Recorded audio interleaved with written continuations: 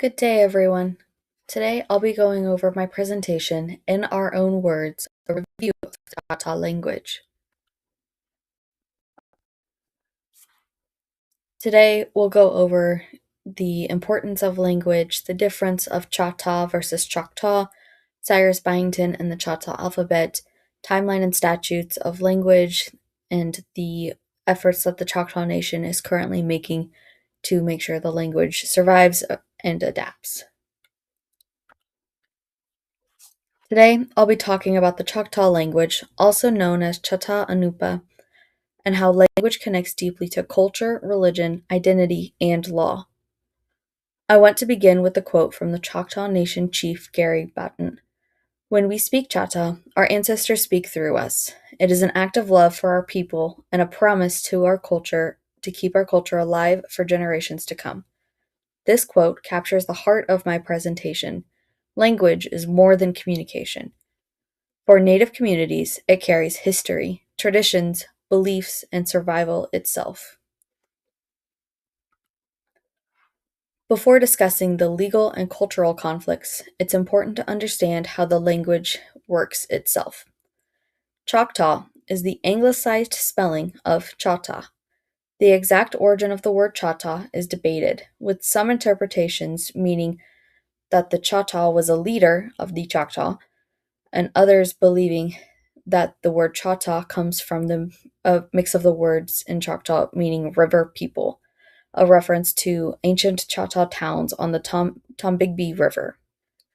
The Choctaw language belongs to the Muskogean language family. As you can see in this chart of Oklahoma, you can see the Muskogee up in the east central Oklahoma with the Chickasaw and Choctaw being considered sister languages below it. The Choctaw language is unique. Even the use of the two spellings, Choctaw and Choctaw, shows the tension between the indigenous identity and outside influences. One reflects English adaptations, while the other reflects the original language and pronunciation.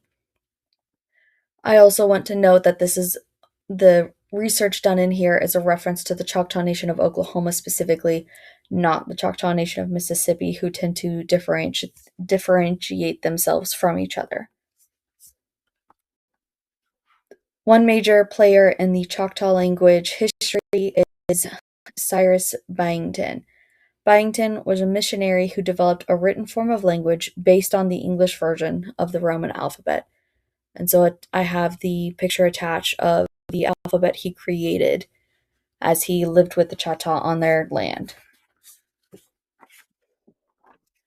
While his work did help preserve the language in writing, it also reflected missionary influences and assimilation efforts, which created an important question. Can preservation and colonization happen at the same time? In many ways, the history of the Choctaw language shows both. This slide shows the modern Choctaw alphabet. The development of the written alphabet allowed the language to be taught, recorded, and passed on. But at the same time, the written language changed how Choctaw cultures interacted with government systems, schools, and missionaries. Today, the written language has become an important tool for revitalization and education. The timeline shown highlights several major federal policies that impacted Native peoples during the 1800s. In 1827, Byington's dictionary was published. You'll notice around that same time period is when missionaries arrived in the Choctaw Nation territory and other nations and introduced written language systems. Then, in 1830, Congress passed the Indian Removal Act of 1830. This law led to forced relocation of many southeastern tribes, including the Choctaw people, to Indian Territory. Later policies, including the Peace Policy and the General Allotment Act, continued attempts to assimilate Native communities into a Euro-American society. This will expand on those federal policies. The Indian Removal Act physically displaced tribes from their homelands, but removal was not only geographic, it also disrupted religion, language, family systems, and culture. We see through the General Allotment Act that it divided communal tribal lands into individual parcels. And I've attached a personal history of my family's land, and you can really see the checkerboard allotments and how um, literally divided up it was, even amongst this, single family member got a lot that looked like that. And this policy was meant to weaken tribal sovereignty and open surplus lands to white settlements. Boarding schools and missionaries also pressured Native children to abandon their family, languages, and traditions. Language suppression became a part of this assimilation policy. This slide focuses on a broader relationship between Native communities and the U.S. government. The removal era created separation by stripping away physical, cultural, and religious connections. Then later, during the Indian reorganization era, policies shifted somewhat toward rebuilding tribal governments and restoring limited self-governance. The Indian Reorganization Act allowed federal governments to reacquire lands and support tribal organizations. Although these policies did not erase earlier harms, they marked a shift away from total assimilation. The timeline shows how federal Indian policy continued to evolve during the 20th century. In the 1900s, we see the end of the allotments due to the Merriam Report. The Merriam Report of 1928 criticized conditions in boarding schools, reservations, and allotments. In 1934, the Indian Reorganization Act encouraged tribal self-government.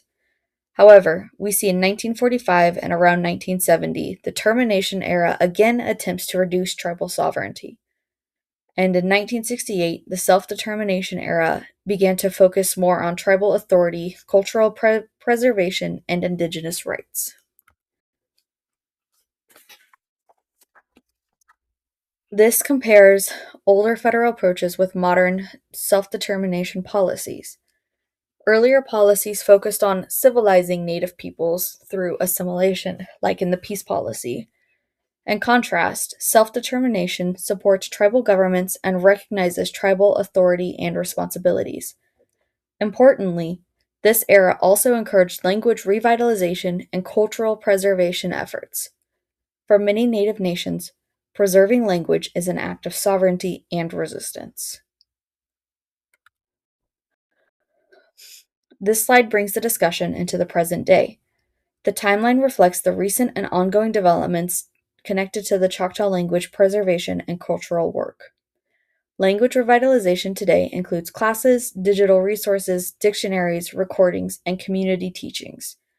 And these are all pulled from the specific Choctaw publication called the Bishnik. These efforts also show that Indigenous languages are not disappearing, they are adapting and continuing. This slide highlights two key parts of the language revitalization: writing and listening. Writing allows the language to evolve by adding new words and adapting to a changing world. Listening is equally important because native speakers preserve pronunciation, tone, and cultural meanings that cannot always be captured in text alone. Language learning is not just memorization, it is participation in culture and community. This slide is especially meaningful to me because it reflects on a personal journey into the Choctaw language. From Halito to Chepinsa la Cheki. So a fun little fact is the Choctaw actually never say goodbye, so this is from hello to until we meet again. Like many people reconnecting with Native heritage, I always wanted to learn the language, but access was limited. And my family, we found out my grandfather knew the language but did not teach it to us. That experience reflects on a larger history where many Native families stopped passing down language because of pressures from fear and assimilation policies. Yet, through genealogy research, I discovered Choctaw names and historical documents that further connected me to my family history. Learning the language became a way to reconnect with my identity, ancestry, and culture. To conclude, The history of the Choctaw language shows the deep connection between language, law, religion, and identity. Federal policies attempted to remove, assimilate, and silence Native peoples, but the language survived. Today, revitalization efforts demonstrate resilience and self determination. Speaking Choctaw is more than preserving vocabulary, it is preserving culture, memory, and community. Yakuki.